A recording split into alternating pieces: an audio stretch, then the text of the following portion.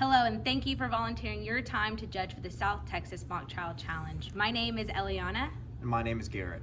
We are so excited to share this experience with you. This year's challenge is unique because for the first time in 2 years, we are able to invite you all down to the courthouse in person.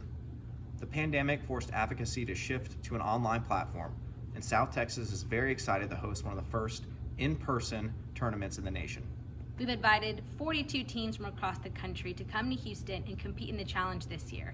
And this wouldn't be possible without your help. So before we get into your role as judges, we just want to say thank you for everything you've done for us and everything you continue to do. Your job as a judge is to give these students a practical and fun educational experience that will help guide them as attorneys in the future.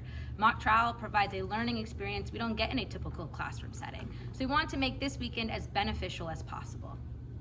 The problem you will hear this weekend is about damages. In our fact pattern, the court bifurcated the case and the liability phase was held and decided for the plaintiffs last year. The plaintiffs settled with Wombly Elm Daycare. However, they still have remaining claims with Johnny and Moira Rose, which is what you will hear during the rounds. The second phase is only about the amount of damages, if any, the plaintiff will recover from the defendant. Please keep in mind that this is an advocacy competition. You're here to judge the students on their advocacy skills and not on the merits of the case. The fact pattern is evenly balanced on both sides, so the students have a lot to work with when coming up with creative themes for their cases. Because this is a damages problem, please judge the students on how effectively and persuasively they present their case, rather than how you would present this type of case. Damages are approached differently by everyone, with no clear consensus, so we want to encourage creativity with how they approach the problem. Please do not penalize a team for trying the case differently from how you would.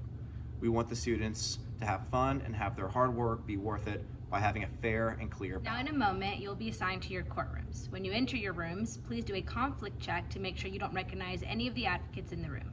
If you do, please let your bailiff know immediately and we'll get you sorted into another room as quickly as possible. Once the round begins, the bailiffs will be responsible for keeping time for both the plaintiffs and the defendants. So your only job will be assessing the students' advocacy skills. Both sides have 60 minutes each to present their case, and it's up to them on how they decide to do so. Both sides will call 2 witnesses. For a fun and unique twist, both sides will call an adverse witness in addition to their own. They will also be able to offer deposition testimony of witnesses who are not called live. Advocates may ask to approach the bench when discussing substantive matters, and while it is a great demonstration of their knowledge of courtroom procedure, we ask that it's done so constructively so that everyone in the courtroom may hear the arguments being made. Please remind the advocates to keep their legal arguments to a minimum during objections and motions in limine. And just as a friendly reminder, outside case law is not permitted in this competition. Once the round is over, please ask the advocates to leave the room so you can complete your ballots. Please do not confer with your co-judges before making your ballot so we can make sure that each assessment is done independently. When scoring the teams, please keep in mind that many of these teams are not from Texas and may not be familiar with Texas customs and practices. Please do not penalize the teams for failing to adhere to Texas customs and practices that you may be familiar with. Along with the ballot, we have also provided you with a critique sheet to take notes on during the round. You can mark each advocate's strengths and weaknesses so you can give detailed feedback during the critiques. We've structured the ballot this year to be as streamlined as possible. At the top, you'll notice the spaces for team designation and counsel names. Before the round begins, take a minute to accurately record the team numbers as well as each advocate's name. The rest of the ballot is very straightforward. We ask that you rank the advocates 1 to 4 and then choose the winning team at the bottom. Please make sure your ballot is complete with your name and signature as well, so we can verify when all have been received.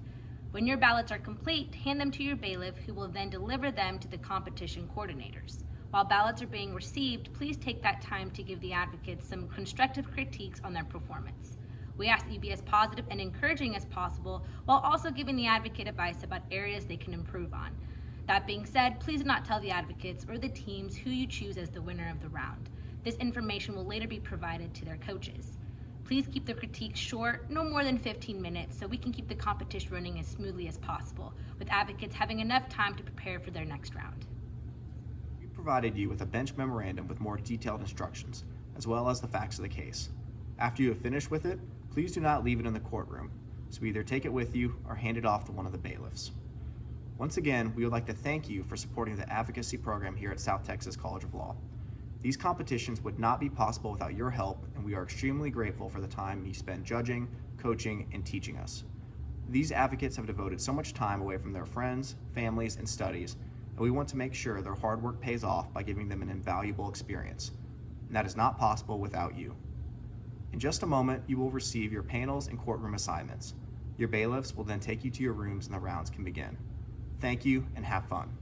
Hard work makes champions.